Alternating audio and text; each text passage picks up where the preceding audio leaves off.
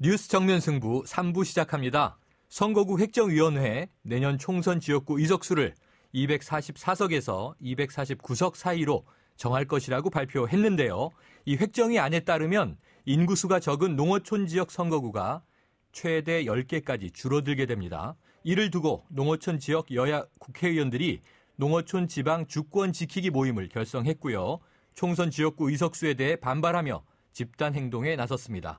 오랜만에 여당과 야당이 단합된 모습을 보이고 있다고 봐야 할까요? 잠시 후에 농어촌 지방 주권 지키기 모임 소속 새누리당 장윤석 의원과 자세한 이야기 나눠봅니다. 그리고 이어서 미래창조과학방송통신위원회로 가보겠는데요. 어떤 쟁점들이 국정감사에서 지적되고 있는지 소속 위원인 송호창 새정치민주연합 의원 연결해서 자세한 이야기 들어보겠습니다. 계속해서 여러분 의견은 문자 샵 0945로 보내주시고요. 짧은 문자 50원, 긴 문자 100원에 정보 이용료가 있습니다. 정면 인터뷰 바로 시작합니다. 농어촌 지방 주권 지키기 모임 소속 새누리당 장윤석 의원 전화 연결합니다. 의원님 안녕하십니까? 네, 안녕하십니까? 네, 이 선거구 획정위원회가요. 지금과 비슷한 수준인 244석에서 249석의 지역구를 유지하기로 했는데요. 이렇게 되면 농어촌 지역구 어느 정도 줄어들게 되나요? 네, 보도를 보거나 또 저희들이 이렇게 좀 추산을 해보면 네. 10석에서 한 15석 정도 네. 줄게 되지 않을까 생각합니다. 왜냐하면 네. 이제 농촌은 인구가 줄고 도시는 인구가 증가하지 않습니까? 네. 그런데다가 현재가 또 3대1 인구 편차를 2대1로 줄이라고 했기 때문에 네. 예, 도시 지역에서는 불가피하게 늘어나는 의석수가 생깁니다. 네. 그런데 만약 현 의석수 246석을 중심으로 해서 사실상 고정을 하게 되면 네. 결국은 도시에서 늘어나는 의석수만큼 그 인구가 적은 농촌 지역의 의석수를 박탈할 수밖에 감소할 수밖에 없지 않습니까? 네, 그렇죠. 그래서 저희 농촌 지역에 있는 그 의원들은 지금 가슴이 무척 아픕니다. 네, 그래서 이게 지금 쟁점인데요, 의원님. 지금 네네. 이 지역 대표성, 이 영토 네네. 대표성이 인구 등가성에 따른 선거구 획정보다 더 중요한 가치라고 보십니까? 그렇다면 그 이유는 뭔가요? 네, 저희들이 더 중요하다는 얘기는 하지는 않았습니다. 네.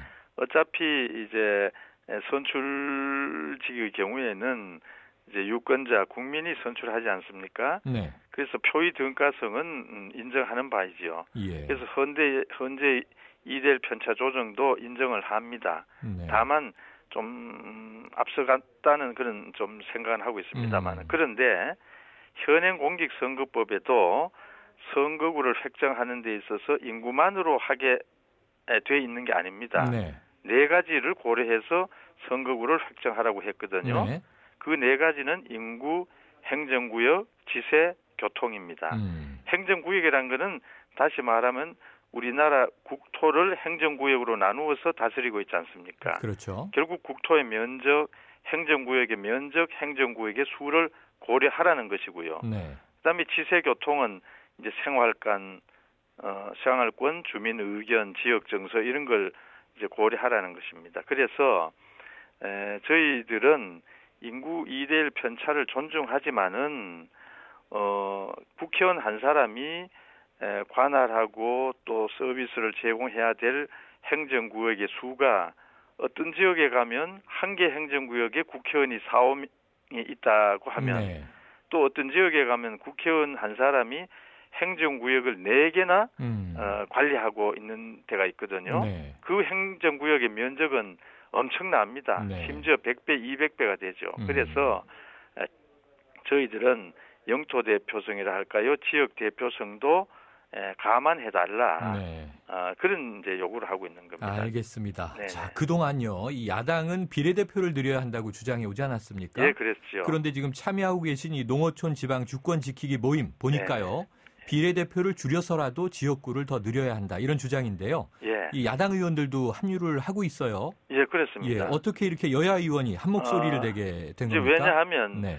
이제 국민들이 국회의원 수가 늘어나는 걸 원하지 않기 때문에 네. 가급적 지금 300명 의원 정수 내에서 이제 해보자고 지금 하고 있지 않습니까? 네. 그러다 보니까 지역구 의석수가 아까 말씀드린 대로 불가피하게 인구 증가나 인구 편차 조정 때문에 늘어나는데 네. 정수 총수를 증가하지 않기 때문에 결국은 지역구 의석을 좀 늘리려면 비례대표를 그만큼 줄이지 않을 수 없지 않습니까? 네. 그런데 또 정치적으로 새정치민주연합의 그 대표 문재인 대표께서는 비례대표는 한석도 줄여서는 안 된다고 하니까 네. 지금 이런 어려움에 봉착을 해 있습니다. 예. 그래서 저희들은 비례대표의 제 존재나 취지를 부정하는 것은 아닙니다만은 우리나라 국회의원 선거구의 기본은 지역 선출이다. 그리고 비례대표는 그걸 보완하는 것이다. 라고 한다면은 불가피하게 지역구 의석이 한 10석 내지 15석이 더 늘어나야 한다면은 그 범위 내에서 비례대표는 조금 줄일 수도 있다 하는 것이 새누리당 대다수 의원의 의견이고 민주당의 농어촌에 있는 의원들뿐만 아니라 새정치민주연합에도 많은 의원들의 뜻이라고 저는 알고 있습니다.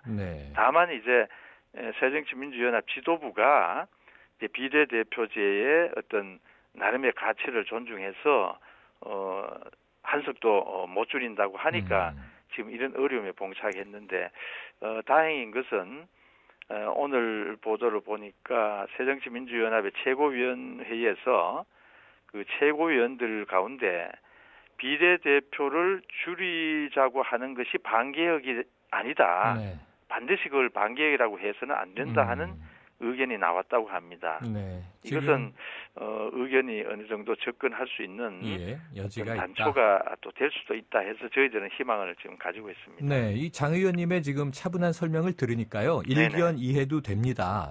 그런데 또 이제 국민 일각에서는요. 이 국회의원에 대한 기득권, 특혜 이걸 또 워낙 비판하는 목소리들이 있다 보니까 지금 이 목소리가 결국 기득권 지키기 아니냐 이런 비판도 있거든요. 여기에 대해서는 어떤 의견이세요? 그런데요, 저희들 뭐 국회의원은 국회의원으로서의 또 개개인이 있지만은 저희들이 지금 말씀을 드리는 거는 국회의원의 기득권을 지키자는 것이 아니고 지금 잘 아시는 대로 우리나라도 농촌과 도시가 그 격차가 많이 벌어지고 있지 않습니까?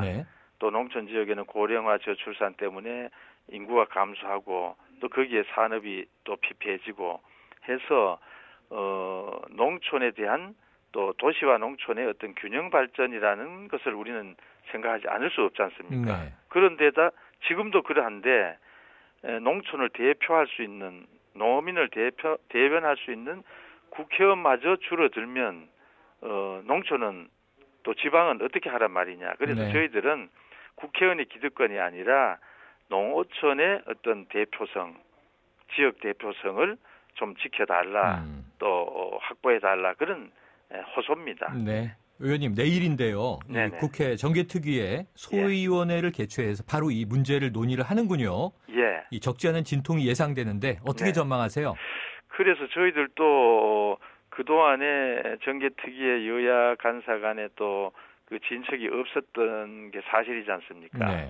마침 획정위원회에서 의원 정수 또는 비례대표와 지역구의 어떤 비율 이런 것들은 사실 국회가 입법으로 어떤 정치적 결단을 했어야 마땅하지요.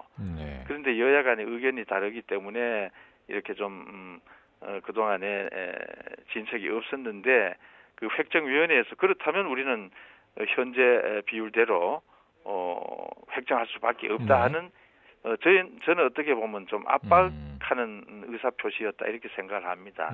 뭐 그 이유인지 저희들도 어제 촉구를 했습니다마는 빨리 정개특위 또 여야 대표들이 심각한 이 문제에 관해서 좀 논의를 하라고 요청을 했는데 마침 내일 그 정치개혁특위 전체 회의도 그 소위원회가 열린다고 해서 저희들도 기대하고 또 저희들도 가능하면 그 참석을 해서 저희들 의견을 좀 개진할까 생각을 하고 있습니다. 알겠습니다. 내일 또 지켜봐야 되겠네요. 오늘 말씀 감사합니다. 네, 고맙습니다. 지금까지 농어촌 지방 주권 지키기 모임 새누리당 장윤석 의원이었습니다.